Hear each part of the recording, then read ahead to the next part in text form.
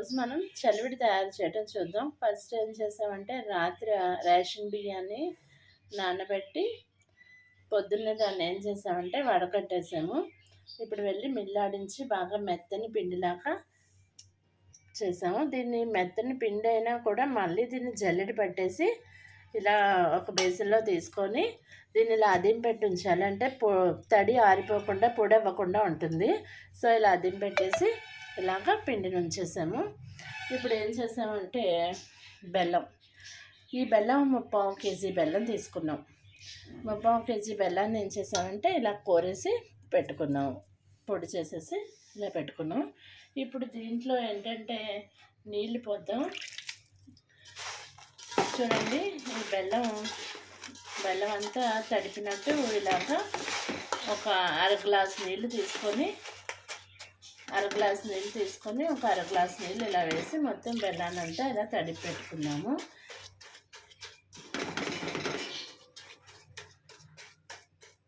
చూసారా, మొక్కల్లా వేసేస్తే ఇలా నానటం కష్టం అవుతుంది. సో మనం ఇలా కోరి పెట్టేసుకున్నాము.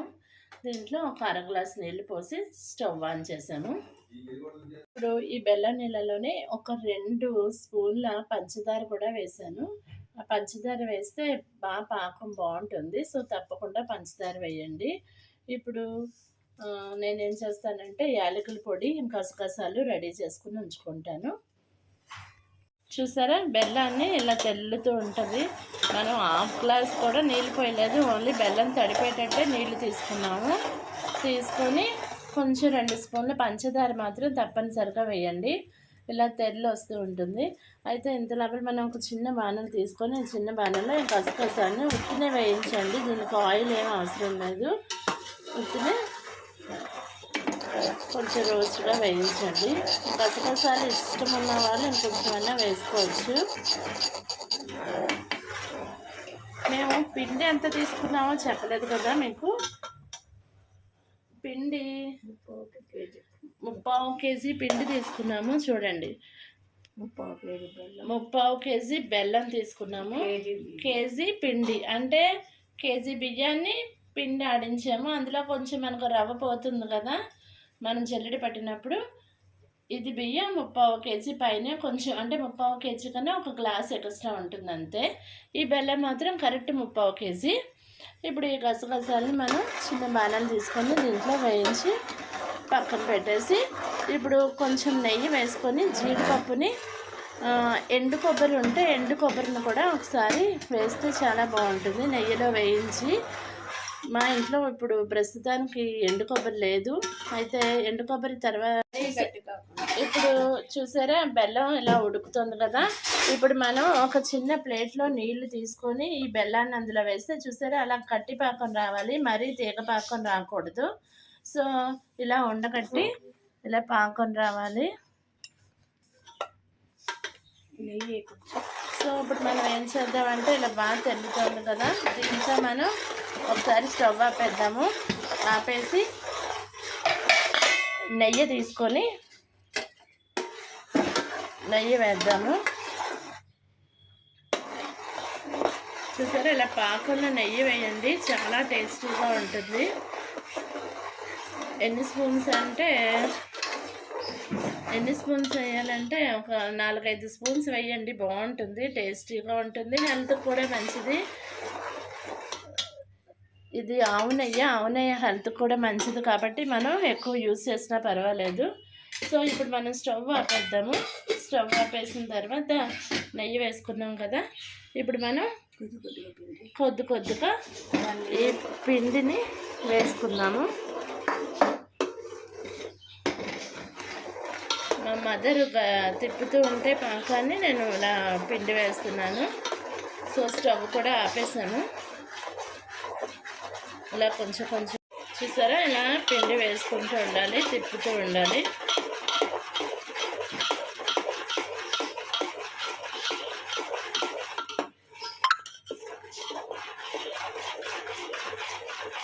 ఈ పిండి బెల్లానికి ఎంత పడుతుందో అన్నది ఎవరు కూడా చెప్పలేరు, అప్రాక్సిమేట్గా చెప్పడం తప్ప. అందువల్లే కొంచెం పిండిని ఎక్కువగానే మనం మరపట్టించుకుని ఉంచుకుంటే కొంచెం పిండి మిగిలిన ప్రాబ్లం లేదు, కానీ తక్కువైతే ప్రాబ్లం కాబట్టి కొంచెం ఎక్కువే పట్టించుకోవాలి. సో ఇలాగా పాకానికి ఎంత సరిపోతుందో అంత చూసుకొని మనం పిండి పోసి తిప్పుతూ ఉండాలి. చూసారా, మనం దీన్ని ఏం చేసామంటే పిండి ఇలాగ వచ్చేటట్టు కలుపుకుంటే చాలు. మరీ గట్టిగా రాకూడదు, అలా గట్టిగా వస్తే చలివిడి కూడా గట్టి పడిపోయి బాగుండదు. సో ఇప్పుడు మనం మూత పెట్టేసుకుందాం. ఇందాక మీకు నేను గసగసాలు వేయించాను కదా, చిన్న బ్యానర్లో తీసుకుని గసగసాలు వేయించాను. అది ఆయిల్ అవసరం లేదు, నెయ్యి అవసరం లేదు, ఉత్తనే బ్యానర్లో వేయించాను. ఇప్పుడు ఇలాచీ పౌడర్ కూడా కొంచెం షుగర్ వేసుకొని దంచుతాను. నెక్స్ట్ జీడిపప్పుని కొంచెం నెయ్యి వేసి వేయించి పెడతాను. వేయించేసిన తర్వాత మళ్ళీ చూపిస్తాను. ఇప్పుడు మనం చిన్న బాణాలు తీసుకొని చిన్న బాణాల్లో ఒక 2 స్పూన్స్ నెయ్యి వేసాను. నెయ్యిలో ఈ జీడిపప్పు వేయిస్తున్నాను. జీడిపప్పుని చిన్న చిన్న ముక్కలు చేసి వేసాను. సో వేయించి పెడుతున్నాను. నెక్స్ట్ ఇలానే ఇలాచీని కూడా పొడి చేసి ఉంచుతాను.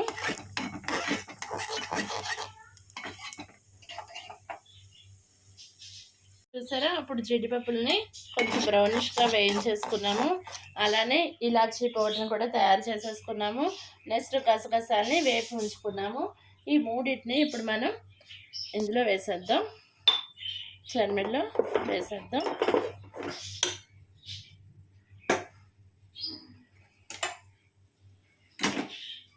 చూడండి, నెయ్యిలో వేయించిన జీడిపప్పు. నెక్స్ట్ గసగసాలు కూడా వేయించి పెట్టుకున్నాం కదా, గసగసాలను కూడా వేసేద్దాం. వేసేసి బాగా కలిపి మూత పెట్టి ఉంచేయాలి. కాసేపు అలా మూత పెట్టి ఉంచేద్దాం.